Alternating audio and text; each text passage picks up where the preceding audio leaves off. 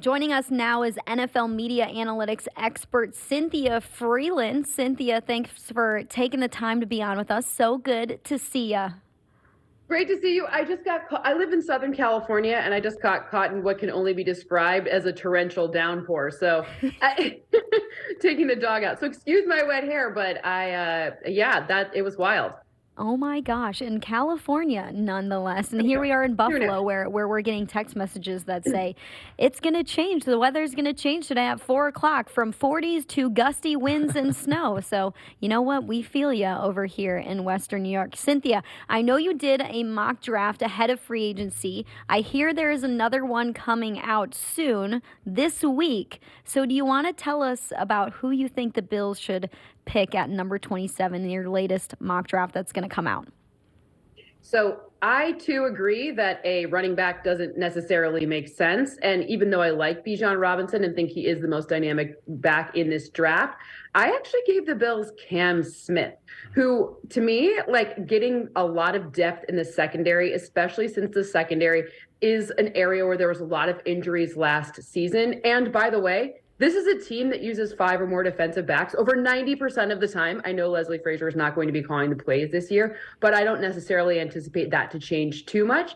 But Cam Smith's ability to really be a playmaker, right from the jump, would have so much nice upside for them. I mean, look, I'm looking at his BCS teams and where he ranks in terms of change of direction, speed, meaning adapting to what happens in front of him. And that's a really key component, especially in this nightmare of an AFC, and especially the AFC East, where you're going to have a lot of different types of passes and a lot of different strategies to try to stop them. What do you think about that, Chris? Actually, that is music to my ears because Cam Smith is my number one cornerback in this draft class for a lot of the reasons that Cynthia just pointed out. His 2021 was better than this past season, and it was kind of the classic 2 years ago, they threw at him, and he made a ton of plays on the football. Then in 2022, they're like, let's not throw to that side of the field where Cam Smith is. And then it would also be beyond just being an instant impact guy, which I think because Cam Smith in the SEC, battle-tested there, can be that. It's a long-term solution as well, that 2024 and beyond, the future of Dane Jackson, a little bit uncertain. It would make sense for a team, like Cynthia said, that runs the most nickel defense in the NFL. Yeah, I agree. I think it makes sense for the future of this team. The guys that they do have on this roster right now, okay, fine. But going down the road, you're going to have to re-up at that position. What's the future of Tre'Davious White as well? What does his future look like? We saw him come off that injury, and yes, he did show progress, but it wasn't like he was the same Tre'Davious White. Hopefully he will be this season. Cynthia, as you look at this team and the moves that they made in free agency, what are some names that stick out to you that you really like, what Brandon Beane did in the last few weeks? Well, let's just start with the most obvious thing. And the answer is Von Miller. And I understand that happened last year, but let's not forget that those big moves last year will still pay dividends this year because Von got hurt. And basically this entire team was limping to the finish line last season. So when I'm looking at who they get back, and Tre'Davious White, you talked about it having another, 8 or 9 months to potentially get even more healthy. These are not this is not a division or a team that they get everyone's best. They're not so you're not getting okay, this is some sort of sleeper game or whatever. No, you're getting everyone's best. People game plan specifically for the Bills every single week. And if you're missing some of those key pieces, then you're really not necessarily, getting those back makes a big difference. So Brandon didn't have to do as much this offseason as he has in other off seasons, but I like what happened with the O-line. I think really trying to figure out, this is an O-line that if you map how far apart they stand compared to other teams, they actually have more space between the A gaps and the B gaps than other teams. Part of that is because that's how Josh Allen plays the best. And when you have a guy that's as dynamic as Josh, you can take up more space and create more spread situations for yourself.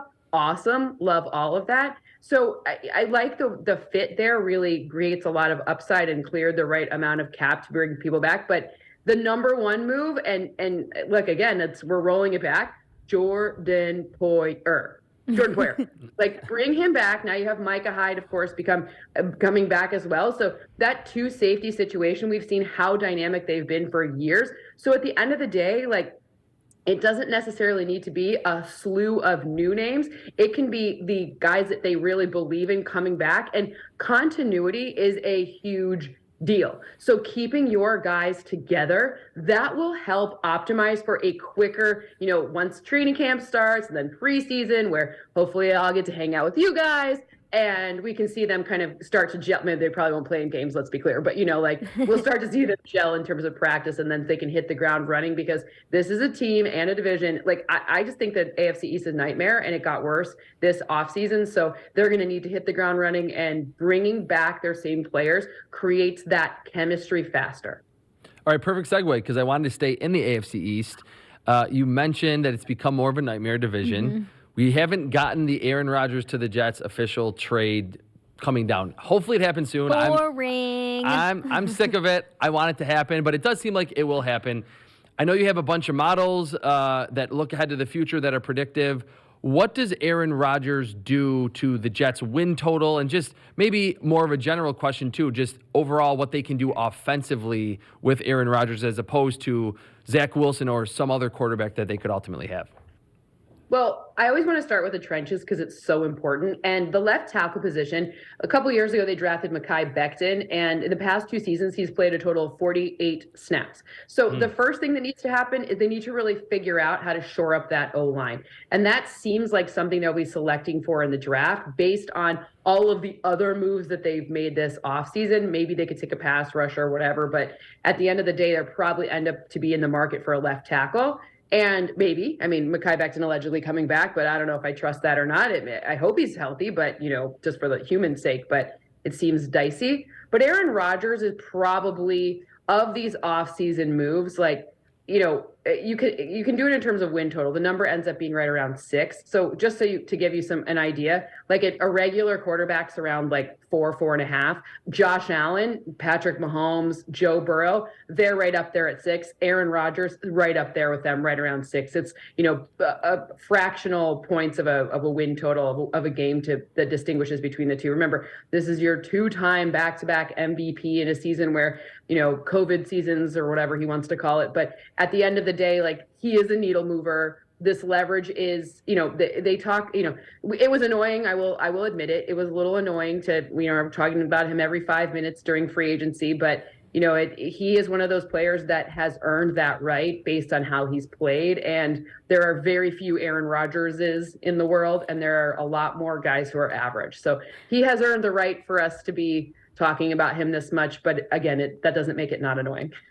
This is a question that's going to be kind of looking into the crystal ball of the future a little bit, but do you like this move for a team in the Jets who are a young team who have the capability and the capacity to really trend in the right direction in the future with the right quarterback who may not retire in a year or so? I feel like a move like this, yes, it will increase their play this season, maybe next season, but we really don't know what's going to happen beyond this season. This deal also isn't officially done yet.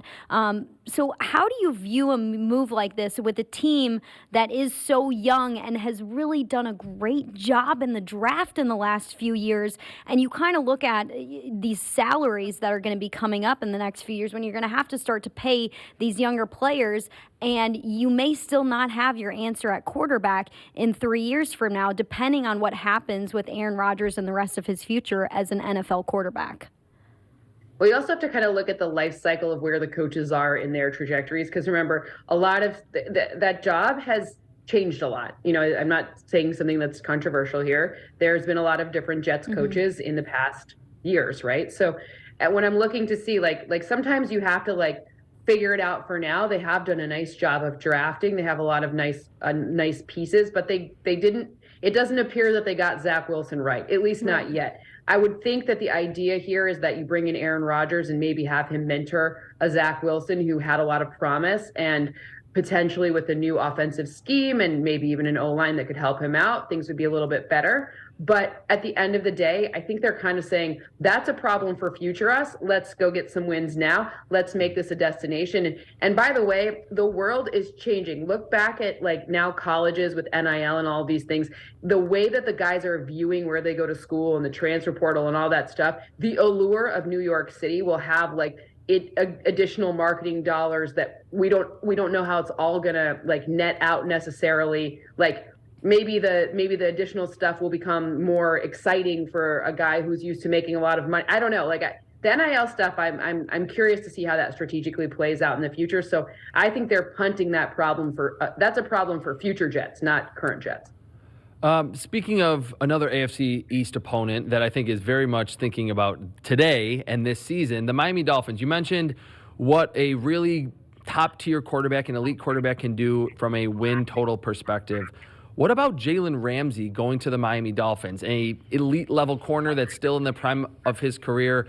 What does that do? Maybe not as much because there's obviously not as big of an impact on a game when you're playing corner as opposed to passing the football. What does Jalen Ramsey do for the Dolphins defense and just their win total projections in your models?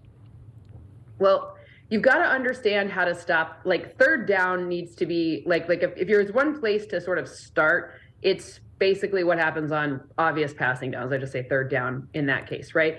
And if you look to see, like you look what happened with the Dolphins last year, they kept getting better on their defensive front. Their pass rush actually improved. Obviously, they brought in Bradley Chubb, and they have these other pieces that got better with the addition of Bradley Chubb. But now you kind of have to have the front and the back aligned. And it is absolutely key in the AFC. Like, it's funny. Name the top 5 quarterbacks in the NFC. I'll wait. Okay, let's assume Aaron Rodgers moves. Now name the top 5 in the AFC, and you're basically in one division.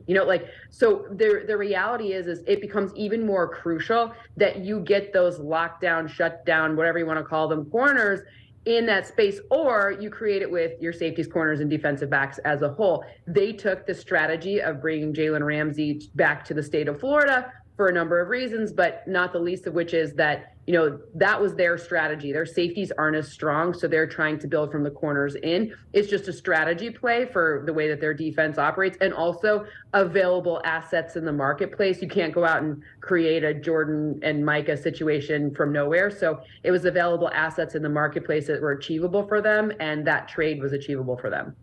Cynthia, one last question before we take a break. Is there one team that you really think hit a home run in free agency that's going to be set up to be maybe a playoff team who wasn't last season, this upcoming season in 2023?